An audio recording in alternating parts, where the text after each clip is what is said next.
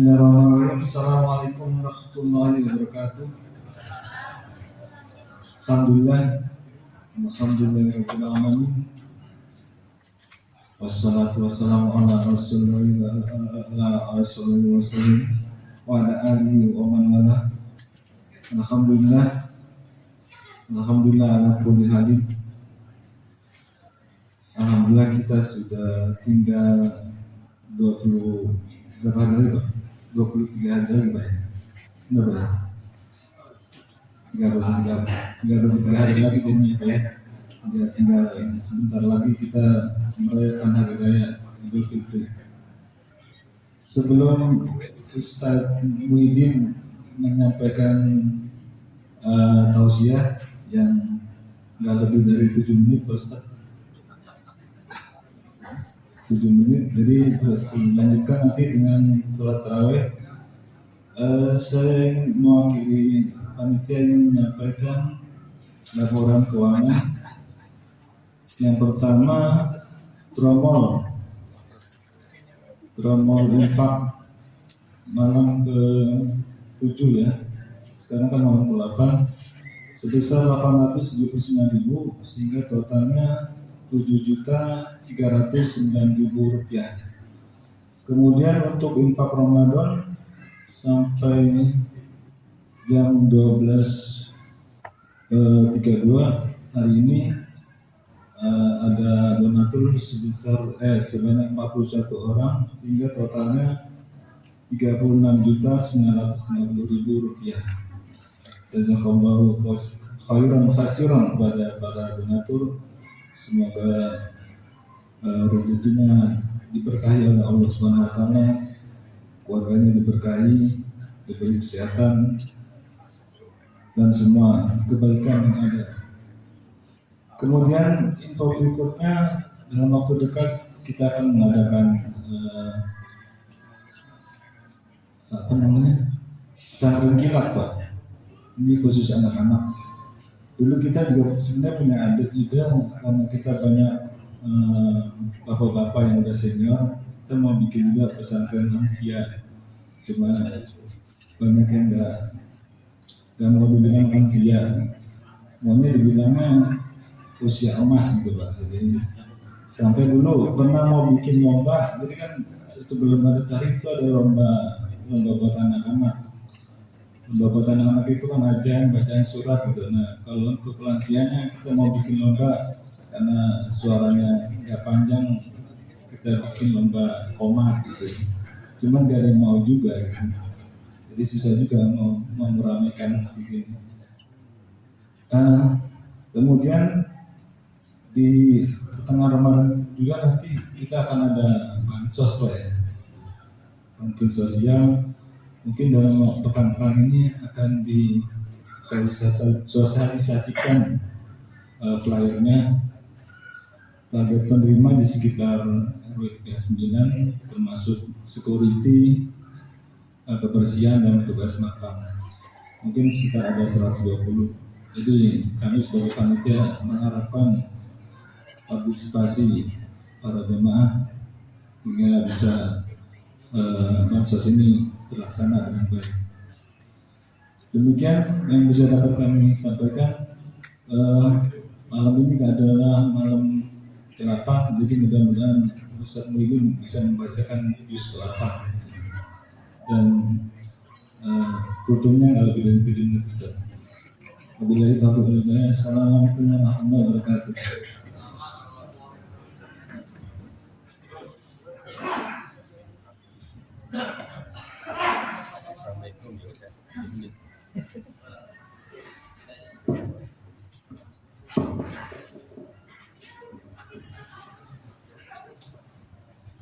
Bismillahirrahmanirrahim.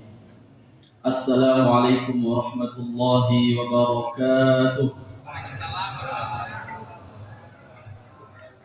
Alhamdulillahilladzi ja'ala syahru Ramadan syahrul mubarak alladzi unzila fihi al-Qur'an hudan lin-nasi wa bayyinatin minal huda wal furqan أشهد أن لا إله إلا الله وحده لا شريك له وأشهد أن سيدنا ونبينا محمدا عبده ورسوله لا نبي ولا رسول بعده اللهم صل وسلم وبارك على سيدنا محمد وعلى آل سيدنا محمد أما بعد.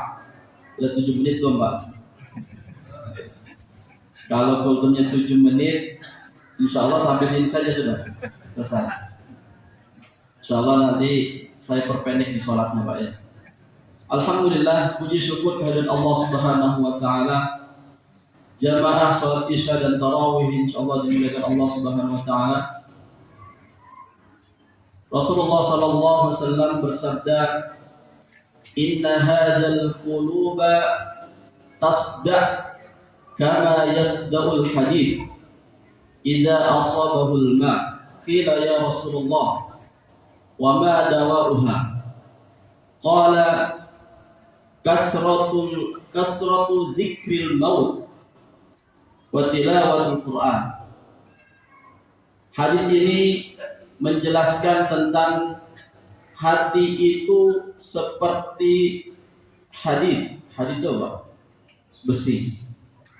Iza asahul ma kama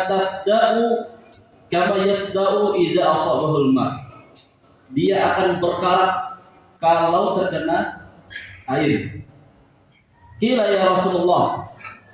Bertanyalah sahabat kepada Rasulullah, bagaimana cara mengobatinya ya Rasulullah?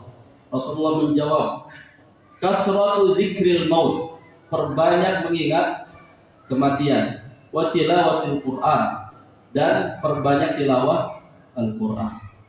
Jamaah yang dimuliakan Allah Subhanahu wa Ta'ala, saat ini kita berada di bulan suci Ramadan, tentunya dengan nikmat dan takdir Allah Subhanahu wa Ta'ala yang diberikan kepada orang-orang yang diundang.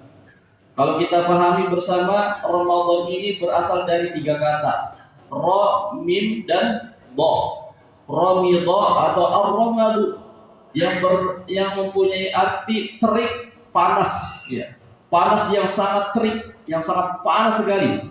Kalau diibaratkan, kalau ada sebuah besi yang terlihat karat ujungnya, kemudian digarang di atas api, dan dia akan terlihat merah, kemudian kalau disentuh bisa jadi kulit tangan kita ini langsung hangus. Kemudian besi itu dipukul, maka rontoklah karat-karat tersebut. Begitu juga jamaah yang dimuliakan Allah Subhanahu wa Ta'ala, dalam hadis ini dikatakan, barangkali selama 11 bulan dalam anggota tubuh kita mulai dari ujung rambut sampai ujung kaki mempunyai banyak karat-karat yang tanpa kita sadari. Telinga sering mendengar yang buruk-buruk, mata sering mendengar, sering melihat yang jelek-jelek, yang maksiat, hati sering dengki, sering sombong dan sebagainya. Oleh karenanya dengan kesempatan Allah berikan kita berada di bulan suci Ramadan, mari kita bakar semua apa yang ada di dalam diri kita, karat-karat tersebut. Hati yang karat kita gembleng dengan membaca Al-Quran. Hati yang karat kita gembleng dengan memperbanyak zikril maut, memperbanyak mengingat kematian. Jamaah yang dimuliakan Allah Subhanahu wa Ta'ala, karena perjumpaan kita dengan bulan suci Ramadan tidak dapat dirasakan oleh semua orang.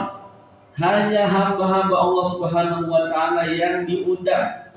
Dalam Al-Quran surah Al-Baqarah yang tadi dibacakan, ya ayyuhalladzina amanu kutiba alaikumusiyam, hanya orang-orang yang beriman yang diundang. Ada beberapa macam tamu. Jamaah yang dimuliakan Allah Subhanahu wa Ta'ala, banyak orang yang menganggap bahwa Ramadan tamunya umat Islam. Padahal bukan Ramadan yang menjadi tamu, tetapi umat Islam lah yang menjadi tamunya bulan suci Ramadan. Karena jelas dalam Al-Quran, ya ayyuhalladzina amanu, wahai orang-orang yang beriman, kutiba alaikumusiyam, diwajibkan atas untuk berpuasa. Ramadan dari dulu, dari kita sebelum lahir, bahkan nenek moyang kita belum lahir, begitu-begitu aja di dalamnya ada qiyamul lail, di dalamnya ada Lailatul Qadar, di dalamnya ada puasa, ada sedekah, ada infak, ada zakat. Kalau manusia setiap tahunnya berganti, betul nggak Bapak Ibu?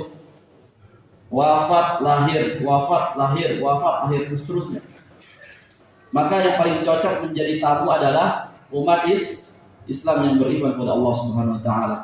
Ada 3 tamu yang menjadi tamunya bulan suci Ramadan dengan modal umur, bukan modal keimanan, dengan modal umur. Begitu masuk bulan suci Ramadan, dia tidak diundang, tidak diharapkan juga kehadirannya, maka tamu tersebut tiba-tiba datang. Kalau kita ibaratkan tamu manusia ini tidak diundang, tidak diharapkan kedatangannya, tiba-tiba masuk tengah malam lewat jendela, tidak bawa apa-apa, pulang bawa TV. Tamu apa disebutnya Pak? Maling. Ya. Jangan sampai seperti ini kita. Ya. Kemudian tamu yang kedua, dia tidak diundang, ya. Tapi begitu melihat gerbang rumah seseorang terbuka, datanglah dia membawa gitar. Tamu apa nih Pak? Pengamen. Mohon maaf Bapak Ibu jamaah yang dimuliakan Allah Subhanahu Wa Taala, di bulan suci Ramadan banyak sekali pengamen-pengamen yang tanpa disadari di bulan suci Ramadan. Dia melihat, wah kayaknya rezeki di bulan suci Ramadan ini omset perdagangan meningkat. Ya. Yang tadinya di sepanjang jalan gak ada tukang gorengan, ada. Yang gak ada tukang lontong tiba-tiba ada. Mumpung bulan suci Ramadan nih. Tapi begitu ditanya, Bapak puasa? Enggak, saya capean, tadi jam 12 lemes badan. Tiba-tiba saya pokoknya udah hilang keingatan dah, suruh minum. Bapak tadi tarawih enggak? Waduh, saya udah lelah banget, enggak kuat. Tarawihnya di rumah. Kok Bapak subuh enggak kelihatan di masjid? Jangankan subuh, saya sebelum sahur aja udah di jalan. Jamaah yang dimuliakan Allah Subhanahu Wa Taala, tamu yang kedua ini jangan sampai terjadi pada diri kita. Kalaupun diri kita ingin mencari ma'isyah, mencari nafkah, maka jangan lupa hablum minallahnya juga sama. Harus diperkuat. Puasanya oke, sholatnya oke, qiyamul lailnya oke, baca Qurannya oke. Jangan sampai ditanya sudah selesai khatam Quran selama 1 bulan di bulan suci Ramadan, baru 3 kul. Memang khatam betul. 3 kul memang khatam. Jamaah yang dimuliakan Allah Subhanahu Wa Taala pun yang terakhir. Yang terakhir ini tamu kenal. Ya. Dia dikenali sama tuan rumahnya, tapi tidak diundang kedatangannya. Maka si tuan rumah ini mempersilahkan, silakan masuk, duduk. Karena dia tidak diundang, maka tamu tersebut disuguhi apa yang ada di meja. Adanya air ya air, adanya kaleng roti ya kaleng roti, walaupun mereknya Kongguan dalamnya. Payek atau apa ya? Ginang mungkin Pak ya. Yang namanya juga tamu tidak diundang. Tidak dipersiapkan jamuannya. Oleh karena jamaah yang dimuliakan Allah Subhanahu Wa Taala, 3 tamu ini hanya modal usia. Hanya modal umur. Jangan sampai terjadi pada diri kita. Allah takdirkan kita bertemu dengan bulan suci Ramadan dengan dipanjangkan usia kita, dan tentunya kita memantaskan diri. Iman kita siapkan, mental kita untuk bisa tarawih sampai tuntas, sampai witir selesai, tilawah Quran sampai selesai 30 juz, infak sedekah, puasa di siang hari. Jangan sampai itu runtuh karena kesempatan tidak datang dua kali. Jamaah yang dimuliakan Allah Subhanahu Wa Taala, jadikan Ramadan ini ibarat seperti Ramadan yang terakhir dalam kehidupan kita. Semoga walaupun kita berdoa terus, kita berharap Allah sampaikan kembali usia kita kepada bulan suci Ramadan di tahun-tahun berikutnya dengan iman dan wahtisaban. Amin ya rabbal alamin. Barakallahu fikum. Mohon maaf. Wassalamualaikum warahmatullahi wabarakatuh. الصلاة سنة التراويح ركعتين جمعة رحمكم الله.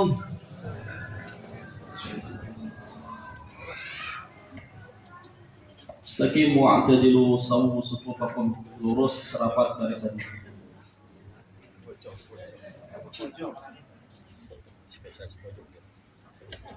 Allahu Akbar.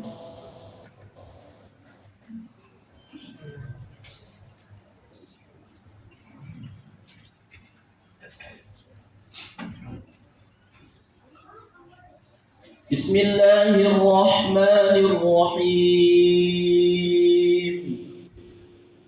Alhamdulillahi Rabbil Alamin. Ar-Rahmanir-Rahim. Maliki Yawmiddin. Iyyaka na'budu wa iyyaka nasta'in. Ihdinas siratal mustaqim. Siratal ladzina an'amta 'alaihim ghairil maghdubi 'alaihim waladdallin. Amin.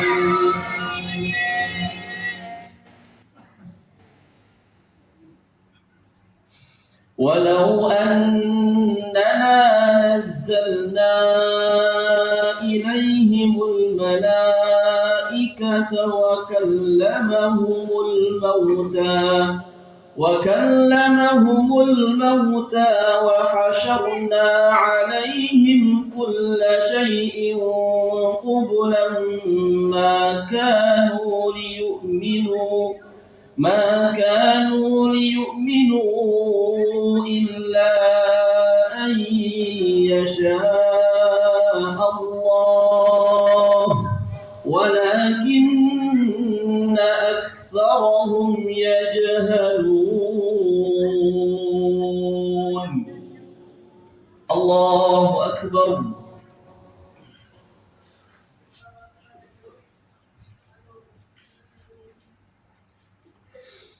Sami'allahu liman hamidah. Allahu Akbar.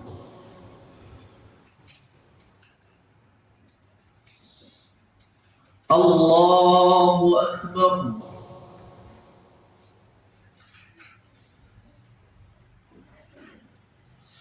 Allahu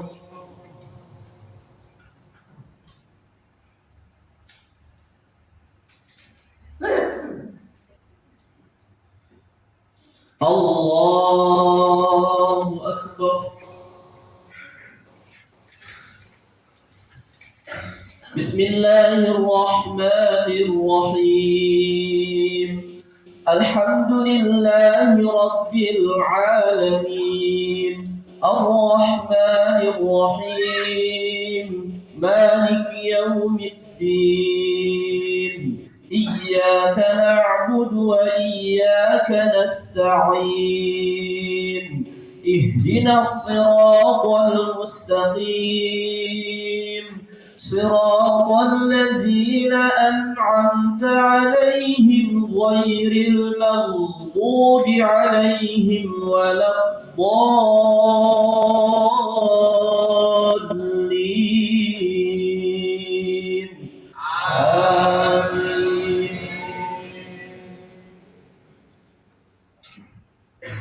وكذلك جعلنا لكل نبي عدوا شياطين الجن والإنس وكذلك جعلنا لكل نبي عدوا شياطين الإنس والجن يوحي بعضهم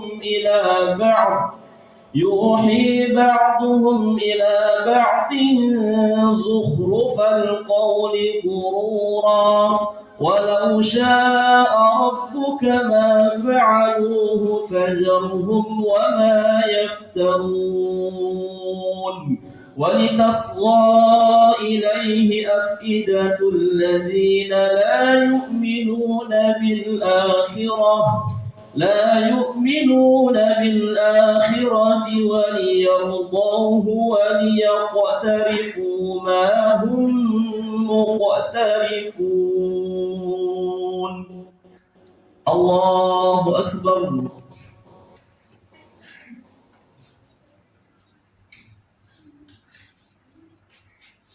سمع الله لمن حمده.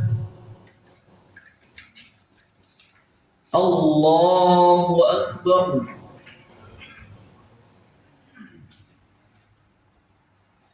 الله أكبر. الله أكبر.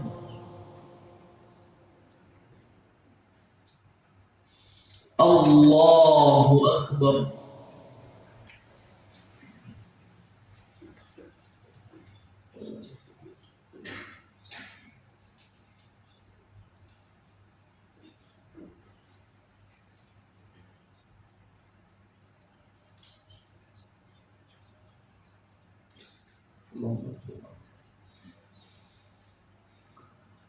السلام عليكم ورحمة الله. السلام عليكم ورحمة الله.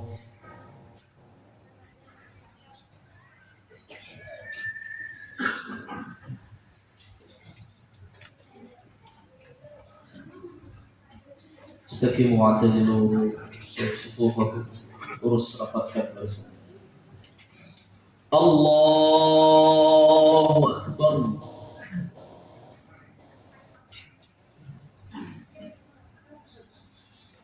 Bismillahirrahmanirrahim. Alhamdulillahi Rabbil Alamin. Ar-Rahmanir-Rahim. Maliki Yawmiddin. Iyyaka na'budu wa iyyaka nasta'in. Ihdinas siratal mustaqim. Siratal ladzina an'amta 'alaihim ghairil maghdubi 'alaihim waladdallin.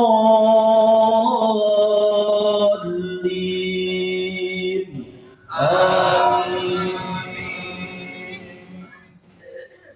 أفغير الله أبتغي حكما وهو الذي أنزل إليكم الكتاب مفصلا والذين آتيناهم الكتاب يعلمون أنه منزل من ربك بالحق ولكن أكثرهم يجهلون. وتمت كلمة ربك صدقا وعدلا لا مبدل لكلماته وهو السميع العليم. الله أكبر.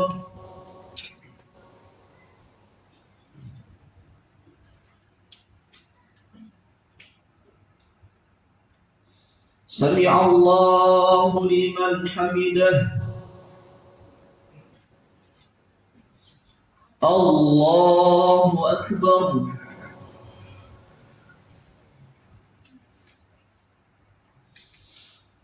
الله أكبر.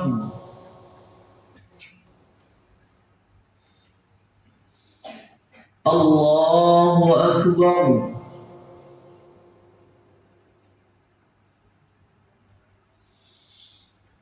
الله أكبر. بسم الله الرحمن الرحيم. الحمد لله رب العالمين. الرحمن الرحيم. مالك يوم الدين. إياك نعبد وإياك نستعين. اهدنا الصراط المستقيم. صراط الذين أنعمت عليهم غير المغضوب عليهم ولا الضالين.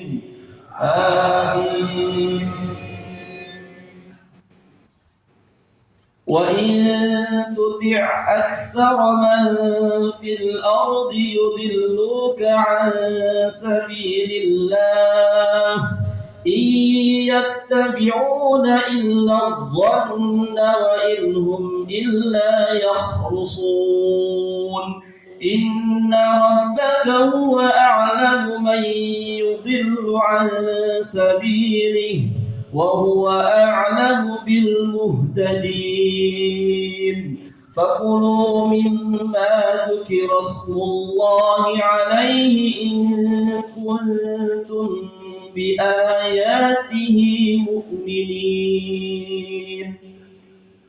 الله أكبر.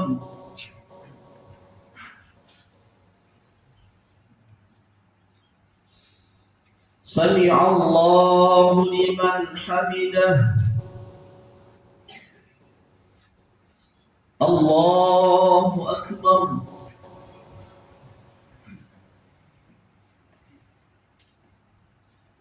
الله أكبر.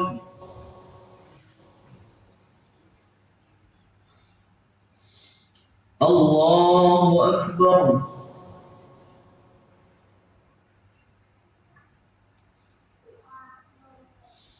الله أكبر.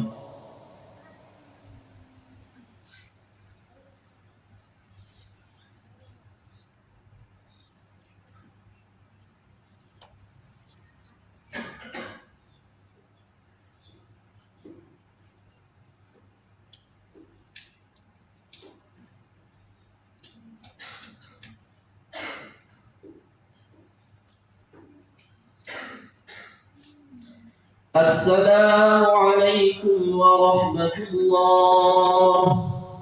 السلام عليكم ورحمة الله.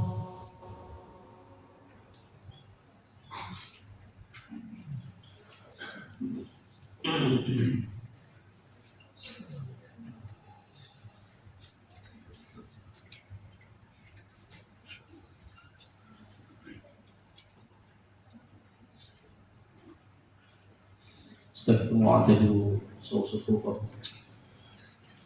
الله أكبر. بسم الله الرحمن الرحيم.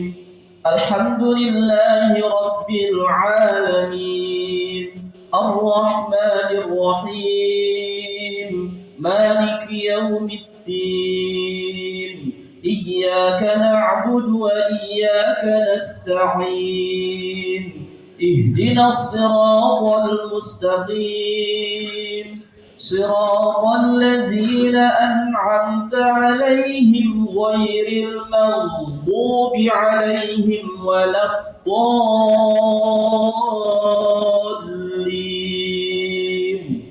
آمين.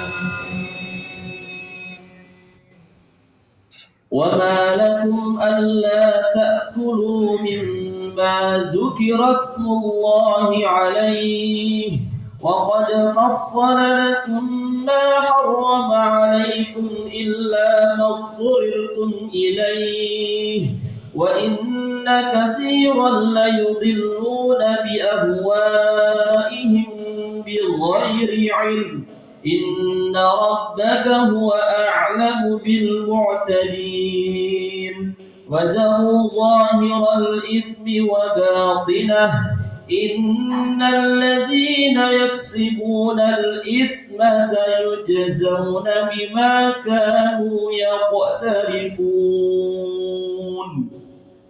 الله أكبر.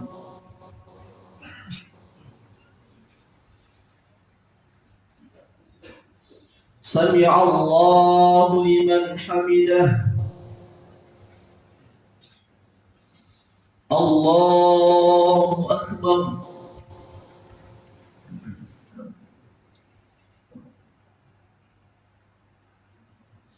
الله أكبر.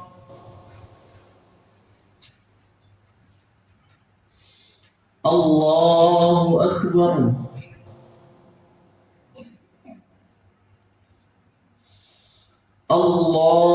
الله أكبر. بسم الله الرحمن الرحيم الحمد لله رب العالمين الرحمن الرحيم مالك يوم الدين إياك نعبد وإياك نستعين اهدنا الصراط المستقيم صراط الذين أنعمت عليهم غير المغضوب عليهم ولا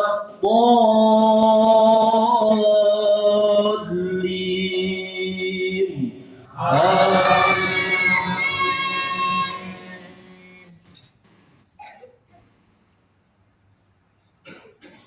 وذروا ظاهر الإثم وباطنه إن الذين يكسبون الإثم سيجزون بما كانوا يقترفون ولا تأكلوا مما لم يذكر اسم الله عليه وإنه لفسق وإن الشياطين ليوحون إلى أوليائهم ليجادلوكم وإن أطعتموهم إنكم لمشركون أومن كان ميتا فأحييناه وجعلنا له نورا يمشي به في الناس كمن مثله في الظلمات ليس بخارج منها كذلك زين للمسرفين ما كانوا يعملون الله أكبر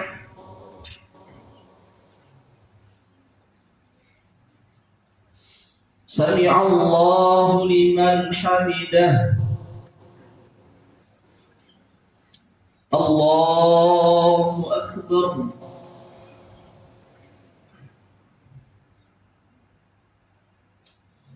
الله أكبر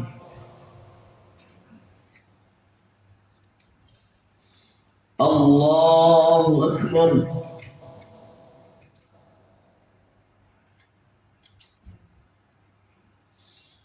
الله أكبر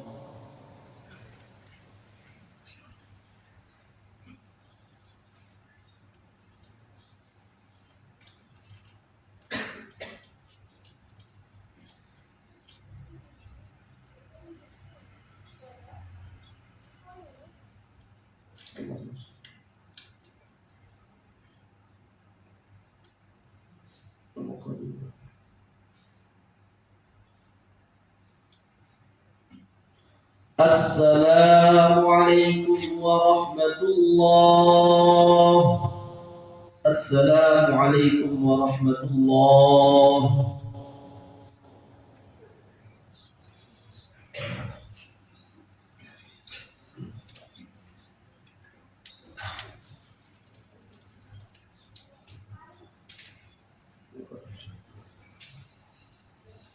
استقيموا واعتدلوا سووا صفوفكم الله أكبر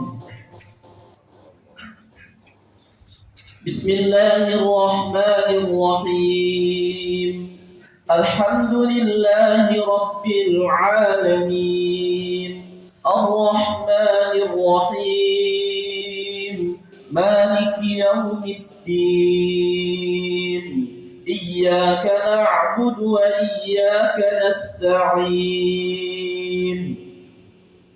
اهدنا الصراط المستقيم صراط الذين أنعمت عليهم غير المغضوب عليهم ولا الضالين آمين. وكذلك جعلنا في كل قرية أكابر مجرميها ليمكروا فيها وما يمكرون إلا بأنفسهم وما يشعرون وإذا جاءتهم آية قالوا لن نؤمن حتى نؤتى مثل ما أوتي رسل الله الله أعلم حيث يجعل رسالته سيصيب الذين أجرموا صغار عند الله وعذاب شديد بما كانوا يمكرون. الله أكبر.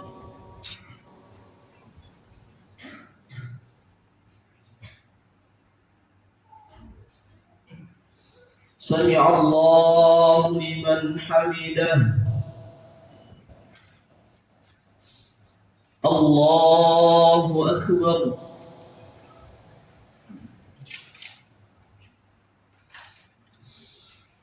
الله أكبر.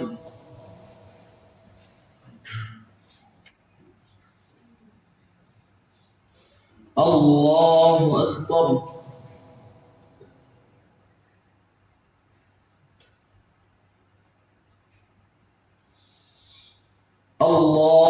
الله أكبر. بسم الله الرحمن الرحيم. الحمد لله رب العالمين الرحمن الرحيم مالك يوم الدين إياك نعبد وإياك نستعين اهدنا الصراط المستقيم صراط الذين أنعمت عليهم غير المغضوب عليهم ولا الضالين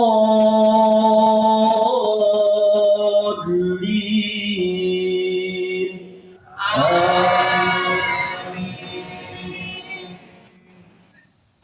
فمن يرد الله أن يهديه يشرح صدره للإسلام ومن يرد أن يضله يجعل صدره ضيقا حرجا كأنما يصعد في السماء كذلك يجعل الله الرجس على الذين لا يؤمنون وهذا صراط ربك مستقيما قد فصلنا الآيات لقوم يذكرون. الله أكبر.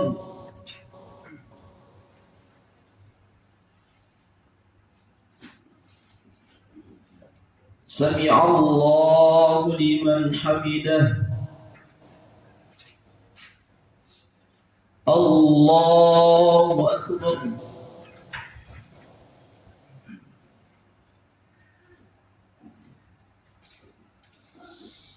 الله أكبر.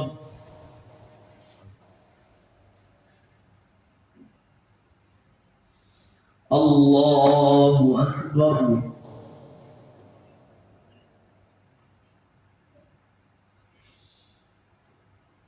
الله أكبر.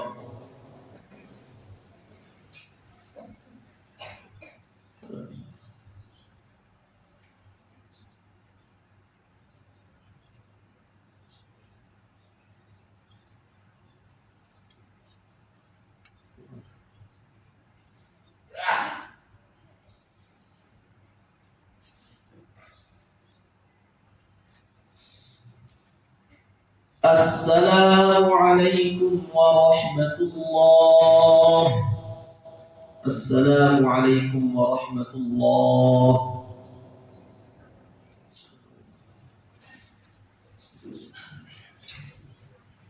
أعوذ بالله من الشيطان الرجيم بسم الله الرحمن الرحيم اللهم صل وسلم على سيدنا محمد في الأولين والآخرين وبارك وسلم ورضي الله تعالى عن سادتنا أصحاب سيدنا رسول الله أجمعين آمين آمين. اللهم اجعلنا بالإيمان كاملين ولفرائدك مؤدين وعلى صلوات حافظين وللزكاة فاعلين ولما عندك طالبين ولعفوك راجين وبالهدى متمسكين وعن اللغو معرضين وفي الدنيا زاهدين وفي الآخرة راغبين وبالقضاء راضين وبالنعماء شاكرين وعلى البلايا صابرين وتحت لواء سيدنا محمد صلى الله عليه وسلم يوم القيامة سائرين وعلى الهود واردين وفي الجنة داخلين وعلى سريرة الكرامة قاعدين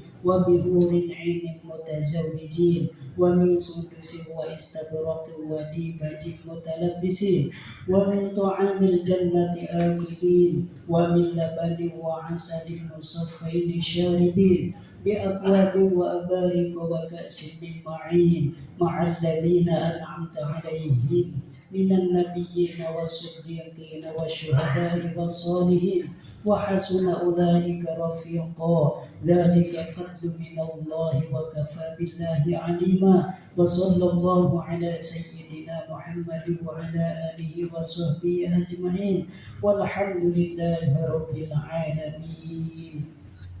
الصلاة سنة من الوتر 3 ركعات جماعة رحمكم الله. استقيموا اعتدلوا سووا صفوفكم.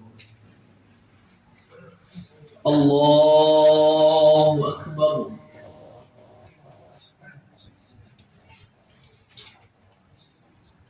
بسم الله الرحمن الرحيم.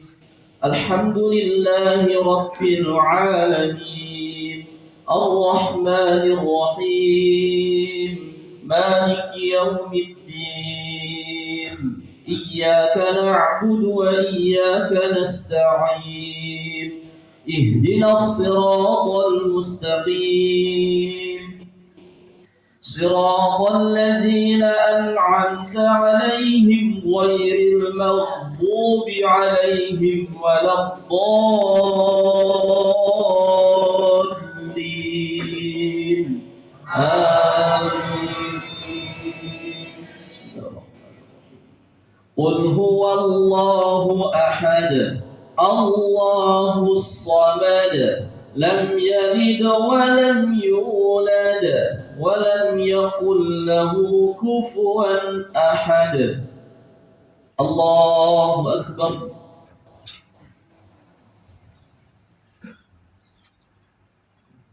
سمع الله لمن حمده. الله أكبر.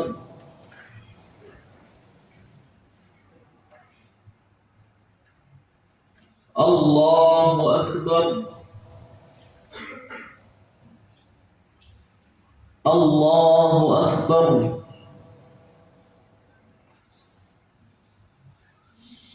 الله أكبر. بسم الله الرحمن الرحيم.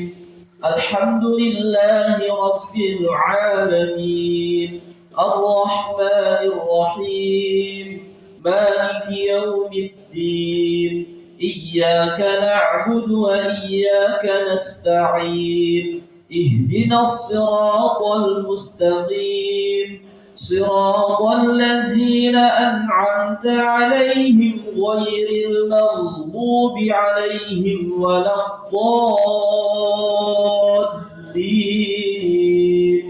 آمين. قل أعوذ برب الفلق من شر ما خلق ومن شر غاسق إذا وقب ومن شر النفاثات في العقد ومن شر حاسد إذا حسد. الله أكبر.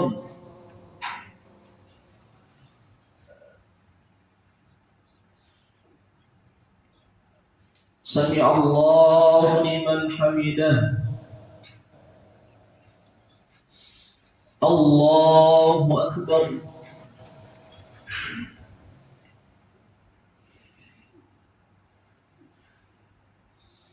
الله أكبر.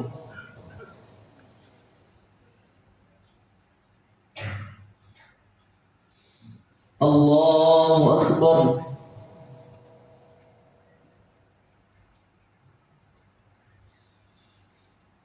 الله أكبر.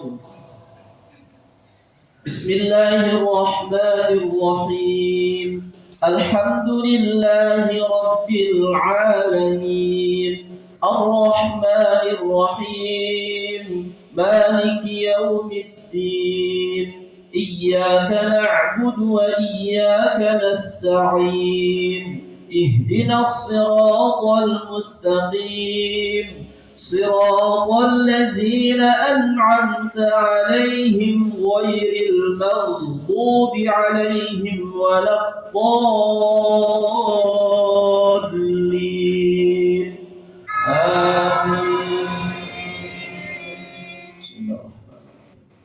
قل أعوذ برب الناس ملك الناس إله الناس من شر الوسواس الخناس الذي يوسوس في صدور الناس من الجنة والناس. الله أكبر.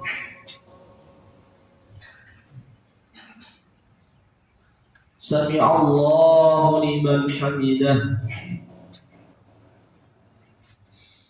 الله أكبر.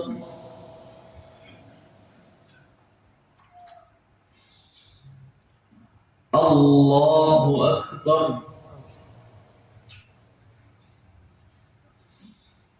الله أكبر.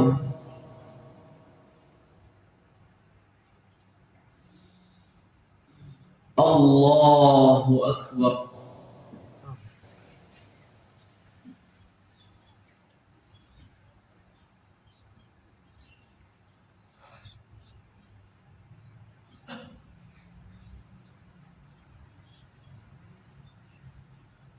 الله.